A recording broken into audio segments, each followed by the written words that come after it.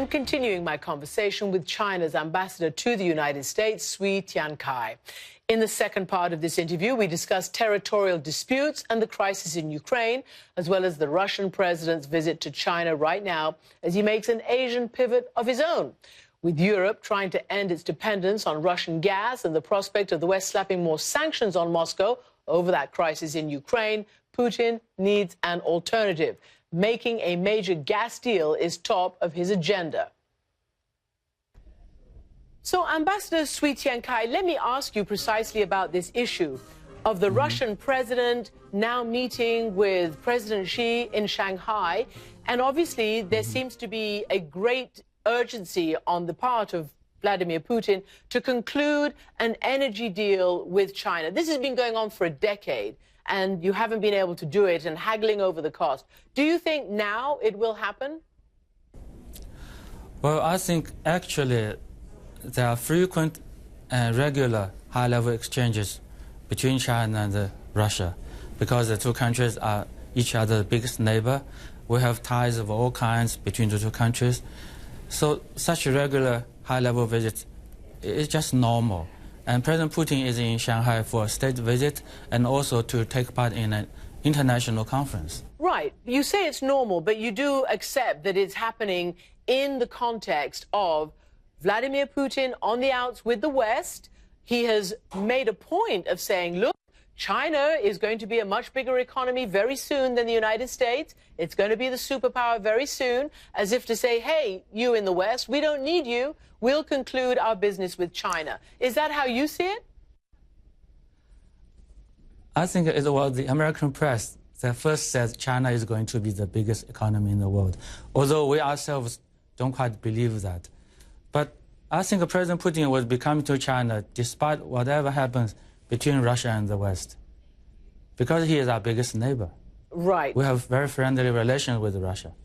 You do have very friendly relations with Russia.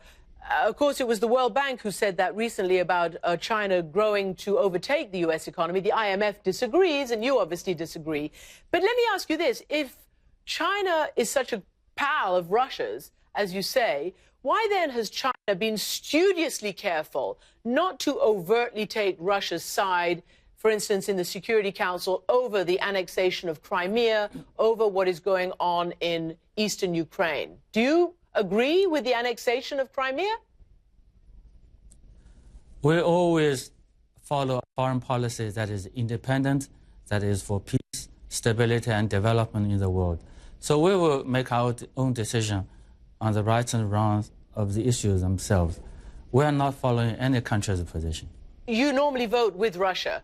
You normally cast a veto together, or you vote together. You have done over Syria and any number of issues that come to the Security Council. You didn't in this regard. What worries you about what's happening in Crimea and in eastern Ukraine, in that region?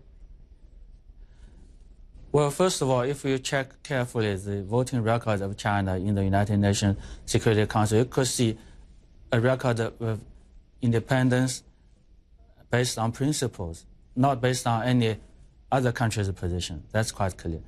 Number two, we are indeed worried and concerned about the situation in Ukraine and that part of the world. We want to see the situation calm down and the Ukrainian people could really decide their own development path and their own destiny. And we hope between Russia and the United States and Europe, you can work things out through dialogue and consultation. We don't want to see any escalation of the situation there. Do you think that message President Xi will deliver to President Putin? Hands off, let the Ukrainians do it. I think this is our position all along, and we have made it public all the time. There's no secret of a Chinese position. Let me move on to President Obama and the pivot to Asia. As part of his tour of allies in Asia last month, he stopped very close to your region. He did not go to China. And his mandate, according to his officials, was to reassure allies of the U.S. support in all matters, while not to threaten China. Do you believe that President Obama achieved that? Then you have to check the public opinion in China.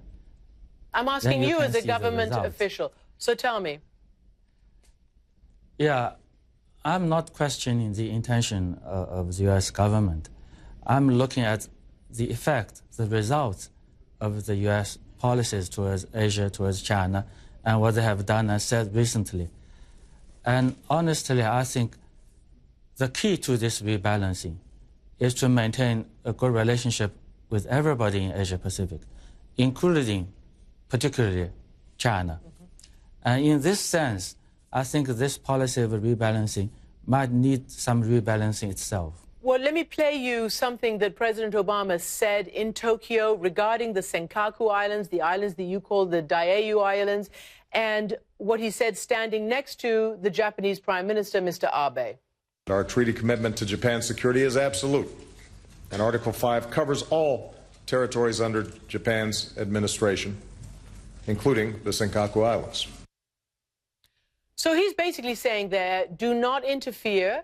We will defend our allies if necessary. What's your reaction to that? You see, the Diaoyu Islands, they are always part of Chinese territory. This is quite clear, and we have maintained this position all along. So it is certainly China's sovereign right to defend its territorial integrity. Many people are very worried that this will be the spark that, you know, turns a tense relationship in the region into a hot shooting war. Do you believe that that is possible anytime soon? We are also worried about such a possibility, and we are against it. That's quite clear. We don't want to see any conflicts in our neighborhood. But it will not entirely it will not be entirely up to us, you see. Other people have to have the same constructive attitude and policy. Right. But they sort of criticize you for using the airspace, and even what's going on in Vietnam right now, having an oil rig in waters that are clearly, you know, claimed by one and disputed. You're even having to send ships to evacuate your citizens from Vietnam. Why is China sort of tweaking everybody's nose over these issues? Now, let me get the facts straight on the issue with Vietnam. First, the Chinese company is operating only 17 nautical miles off a Chinese island, and it's 150 miles from the Vietnamese coast. That's number one. Number two, this is our only oil drilling operation in the area, but Vietnam is operating more than 30 such drilling operations, all in the disputed areas.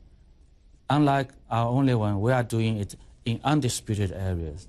Number three, we have only civilian ships, government ships there, but the Vietnamese have military vessels, armed vessels there. Ambassador Cui Tiankai, thank you very much indeed for joining me. Thank you.